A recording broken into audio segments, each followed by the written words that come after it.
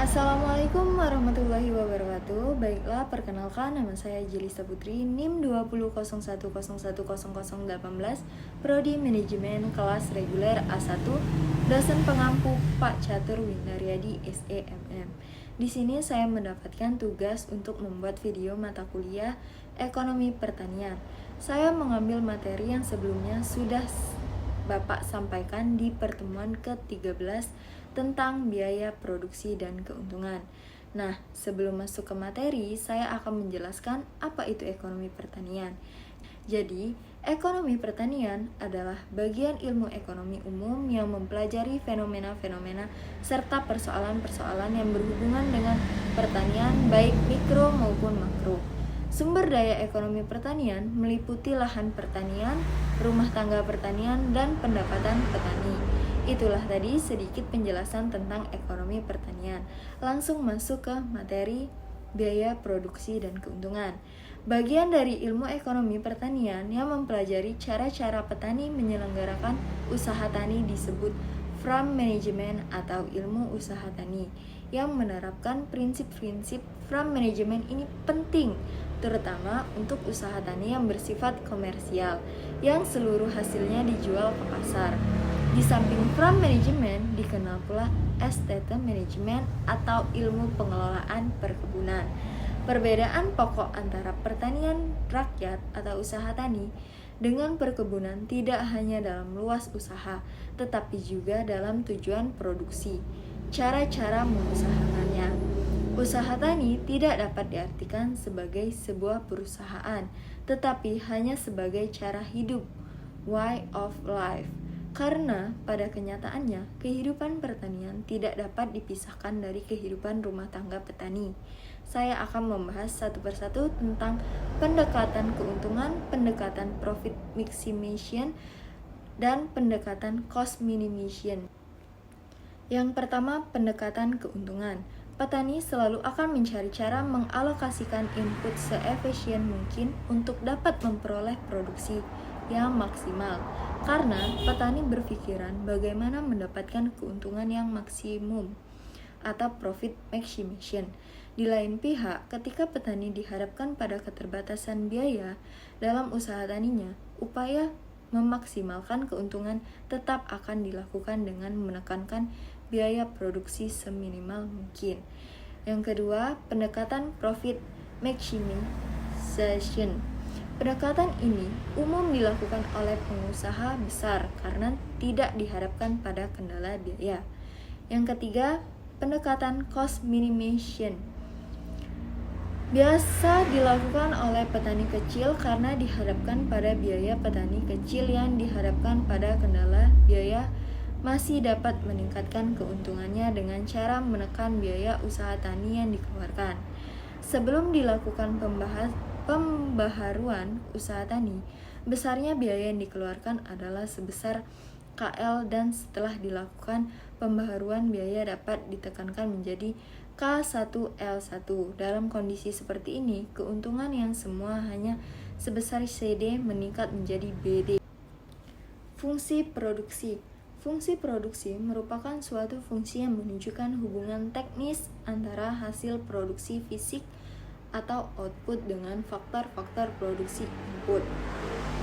Dikenal juga dengan istilah faktor relationship atau VR. Dalam bentuk matematika sederhana, hubungan ini dituliskan sebagai berikut. Y sama dengan F X1, X2, X3, TT, Xn, di mana Y sama dengan hasil produksi fisik. X1, Xn sama dengan faktor-faktor produksi. Produk marginal dan produk rata-rata tambahan satu satuan input X dapat menyebabkan pertambahan atau pengurangan satu satuan output Y, disebut sebagai produk marginal atau PN. Ada 3 kemungkinan kondisi produk marginal, yaitu produk marginal konstan, menaik, dan menurun. Produk marginal konstan artinya setiap tambahan satu satuan X menyebabkan tambahan satu satuan Y secara proporsional. Produk marginal yang menurun terjadi manakala penambahan satu satuan X menyebabkan tambahan satu satuan Y menurun atau decreasing productivity. Lanjut ke hukum kenaikan hasil yang makin berkurang atau law of diminishing return. Yang dimaksud ini adalah intensifikasi banyak digunakan dalam hubungan usaha peningkatan produksi pertanian. Ini dimaksud sebagai penggunaan lebih banyak faktor produksi tenaga kerja dan modal atas sebidang tanah tertentu untuk mencapai produksi hasil yang lebih besar. Selain istilah intensifikasi, ada pula istilah ekstensifikasi yang dimaksud sebagai perluasan tanah-tanah pertanian dengan cara mengadakan pembukaan tanah-tanah pertanian baru. Istilah ekstensifikasi ini membawa konsekuensi pada pengerjaan tanah yang tidak intensif. Dalam intensifikasi, petani diharapkan terus menambah tenaga dan modal atas tanah yang sudah ada. Sebaliknya, dalam ekstensifikasi, penggunaan tenaga kerja dan modal justru dipindahkan ke tanah pertanian baru lainnya. Lanjut ke efisiensi penggunaan input.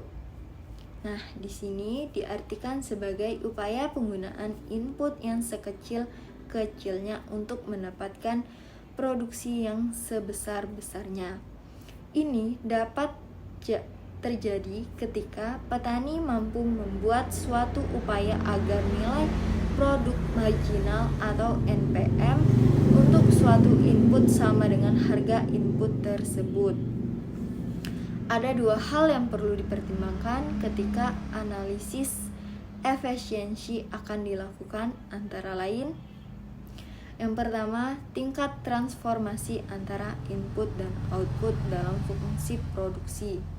Yang kedua, perbandingan antara harga input dan output sebagai upaya untuk mencapai indikator efisiensi. Lanjut ke hubungan antara input dengan kombinasi biaya minimum. Untuk meningkatkan keuntungan dapat pula dilakukan dengan menekan biaya produksi seminimal mungkin. Ini melibatkan penggunaan dua input dengan menganggap input lain bersifat konstan. Problema ini dapat diselesaikan dengan dua cara, antara lain: yang pertama, menghitung beberapa kombinasi input yang optimal sehingga diperoleh keuntungan yang maksimum. Kedua, menghitung seberapa besar kombinasi biaya minimum yang diperlukan untuk mencapai sejumlah output tertentu. Nah, di sini ada hubungan antara output dengan kombinasi keuntungan hubungan antara output dengan kombinasi keuntungan. Maksimum prinsip yang harus diketahui adalah sebagaimana memperoleh keuntungan sebesar mungkin dengan cara memproduksi lebih dari satu macam komoditi. Pendekatan ini sering dilakukan oleh kebanyakan petani dengan beberapa pertimbangan. Yang pertama, tersedianya sumber daya di daerah tersebut yang memungkinkan petani melakukan kegiatan lebih dari satu macam. Yang kedua, luas lahan sudah begitu sempit sehingga petani berupaya memaksimumkan pendapatan usaha taninya melalui usaha yang beraneka ragam. Yang ketiga, harga satu macam produk tidak memotivasi untuk mendapatkan keuntungan maksimum, sehingga petani melakukan kombinasi dengan mengusahakan kegiatan yang lebih menguntungkan. Yang keempat, petani mungkin berusaha memperkecil resiko dengan cara melakukan lebih dari satu kegiatan. Artinya, seketika kegiatan yang satu gagal, maka kegiatan tersebut dapat ditutupi oleh hasil kegiatan lainnya. Yang kelima, adanya dua macam kegiatan atau tanaman atau lebih dapat saling memberikan manfaat, atau salah satu kegiatan tanaman mendukung kegiatan pertumbuhan tanaman yang lain. Nah, di sini ada juga kombinasi hasil produksi.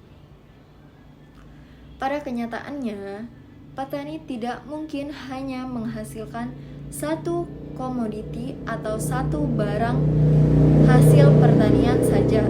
Tidak mungkin dalam waktu 1 tahun petani hanya menanam padi saja. Selain padi, petani dapat juga menanam jagung, ketela pohon atau kacang-kacangan. Di banyak daerah di Indonesia, beberapa jenis tanaman yang ditanam pada lahan yang sama dan mungkin juga dalam waktu yang bersamaan, yang sering dikenal sebagai tumpang sari. Selain bertani, seorang petani pun dapat menggunakan modal dan tenaga kerja yang dimiliki untuk melakukan kegiatan ekonomi seperti berdagang atau memelihara ternak dan ikan. Ada juga struktur biaya uang dan biaya in natura.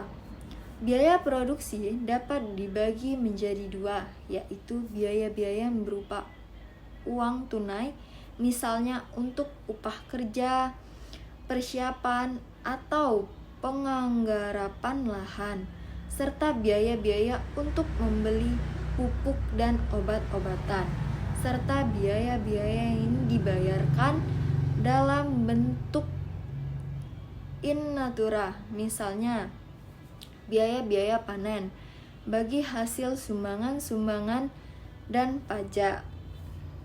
Ada juga biaya tetap dan biaya tidak tetap. Dalam jangka pendek, biaya produksi dapat pula dikelompokkan menjadi biaya tetap dan biaya tidak tetap atau biaya variabel. Biaya variabel atau biaya tetap adalah semua jenis biaya yang sebesar kecilnya tidak tergantung pada besar kecilnya produksi, yang termasuk dalam kelompok biaya tetap, misalnya sewa tanah yang berupa uang atau pajak yang penentuannya berdasarkan luas lahan. Jumlah biaya tetap adalah konstan. Selain biaya tersebut, hampir semua biaya termasuk dalam kelompok tidak tetap. Karena besar kecilnya berhubungan langsung dengan besar kecilnya produksi. Terus biaya rata-rata, biaya marginal dan pendapatan marginal. Biaya rata-rata adalah biaya produksi total dibagi dengan jumlah produksi angka biaya produksi. Rata-rata ini sangat sukar disusun karena antar daerah yang satu dengan daerah yang lain tidak sama, bahkan antara petani yang satu dengan petani lainnya dalam satu daerah yang sama sekalipun.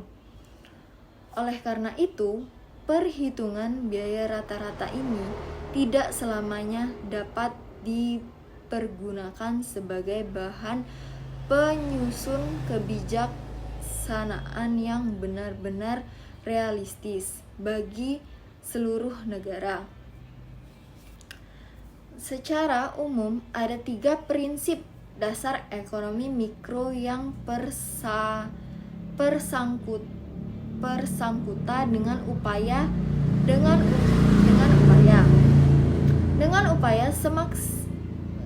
upaya maksimasi laba untuk setiap proses produksi, antara lain biaya marginal atau pendapatan unmarginal, tingkat substitusi marginal atau marginal rate of substitution atau rasio kebalikan, harga inverse price ratio, pengembalian atau retur marginal yang sama. Analisis keuntungan merupakan selisih antara penerimaan total atau PRT dan biaya-biaya. B. PRT merupakan hasil kali produksi total atau PT dengan harganya. Biaya yang dimaksud dalam pengertian ini adalah biaya keseluruhan, baik itu biaya tetap, misalnya sewa tanah, pembelian alat-alat pertanian, dan lain-lain, maupun biaya tidak tetap, misalnya biaya yang diperlukan untuk membeli bibit pupuk, obat-obatan, dan lain-lain.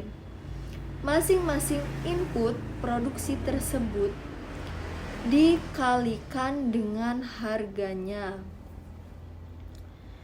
Nah, di sini ada juga dalam usaha tani yang merupakan sebuah bisnis komersial. Kriteria keuntungan dapat dinyatakan dalam 3 bentuk, antara lain yang pertama imbang input output, imbalan biaya penerimaan, imbangan tambahan biaya tambahan penerimaan. Jadi itulah tadi penjelasan saya. Saya akhiri. Wassalamualaikum warahmatullahi wabarakatuh.